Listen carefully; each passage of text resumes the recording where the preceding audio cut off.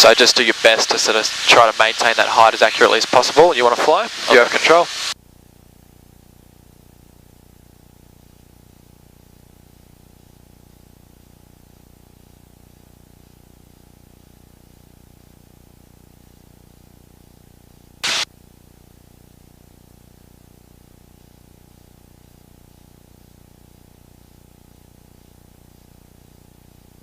So at the moment now my marker is like the next one up to keep me on the horizon, where it was. Yeah, that's it. And that's just because we got a lower attitude because I've got a better airspeed being lower. The air's not as thin, so the same power setting is going to give you a slightly higher airspeed.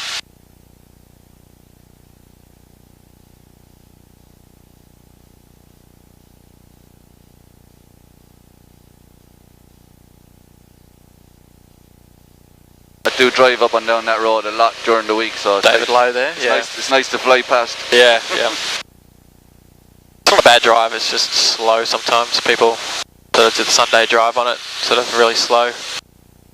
Like 50 in the 70 zone type thing, and it drives me out the wall. Because I live up in Noosa. I don't usually take David Lowe, I'll take the motorway. They're both as bad as each other, but if I take David Lowe, the car gets full of salt, so. Yeah. I'll just take the motorway. You see, we do a few of these flights a day, up and down the beach at 500 feet, so at the end of the day the planes just have this like build-up of salt. Yep. You give them a hose down. See it on the windscreens first. But if you like wipe the wing, you got all this salt on your fingers. Yeah. How about the helicopters then? They come in this direction a lot, do they? Yeah, the Lifesaver helicopter you talk about? Yeah, he's down at 200 feet, so he's sort of less than half this height. Yeah. So if he approach now, it's fine. He knows what you're doing and you know what he's doing. Yeah, being controlled airspace, the tower will advise you of each other as well. Yeah. It is ultimately it's the pilot's job to make sure you don't fly into each other, but the tower provides some form of situational awareness or assists in that. But otherwise, yeah, you would just communicate. And you say, right, we're at 500, he'd say, cool, we're at 200. If you're happy with that separation, pass above and below each other. Yeah. Now as far as showing up on the tower's radar, this wouldn't show up. So the tower doesn't have primary radar here. It's a procedural tower. They do get a secondary radar feed from Brisbane though, so they can use that. Basically it just assists them with situational awareness, but they can't use it for separation. So they can't separate two aircraft based on what they see on the radar. They have to separate them using a procedural method. Approach. 4,100, 7,000, Sierra Yankee Bravo. But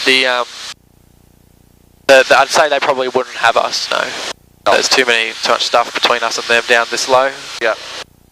So we're a bit stealth at the moment, yep. Okay.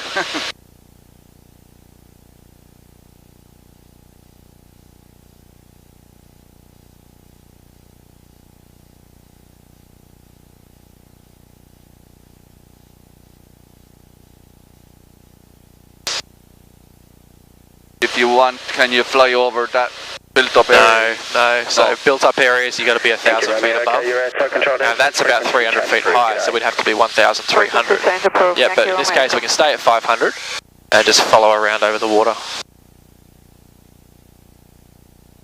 Tell you what, so we sort of always provide provision for a beach landing if you were going to have a problem at this height, but there's a lot of people down there today, so it's probably going to be the bushes. You'd hope that they'd get out of the way, but the distance you travel in a short time is not. No. Nobody could have enough. And without the engine, it's very quiet. I'd hardly even know it's coming in. Not to mention you get your bikini girls with their bloody earplugs in, lying down, reading a book or having a sleep or something. They'd have no idea. Did you ever spot any sharks or anything up high? No. Never. I've seen whales, dolphins, dugongs. Yep. And turtles and just about stingrays, just about everything but a shark. So there's not nearly as many as you think there is. Yeah. Or there is, and they're just very clever at hiding themselves. I saw the best I saw was a whale with a calf following it, and a pot of dolphins swimming with them. Oh, that was right next to Noosa Heads, so that made for a nice photo. Yeah.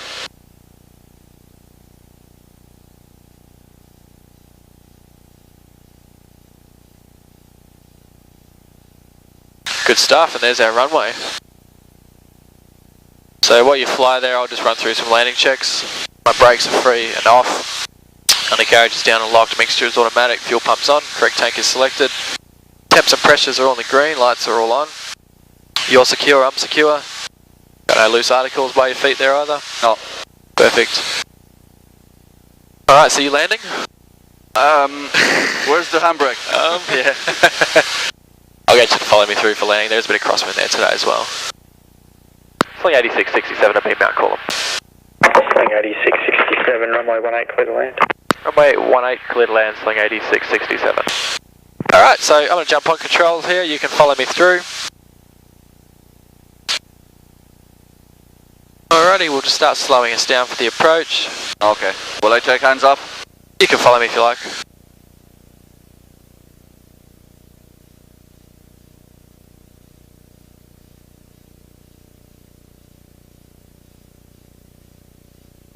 I'll get some brakes on, so we'll go flaps out to second stage. Now that we're within the wide arc there. So the brakes come on a little bit. All set, flaps to full.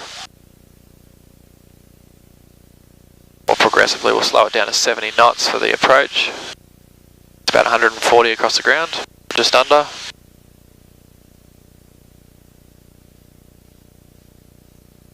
And on this runway, start to get a little bit of lumps at about 200 feet every time. Just seems to be what it does. Yeah. It's almost like clockwork. You hit sort of 200, 180 feet and then donk, donk, donk, start getting chucked around a bit. There it goes. No, it's quite good today. That's better. It's kind of typical. It's like you'll have a really smooth fly and then right when you want it to be nice and stable, chucks you around and makes you work for it.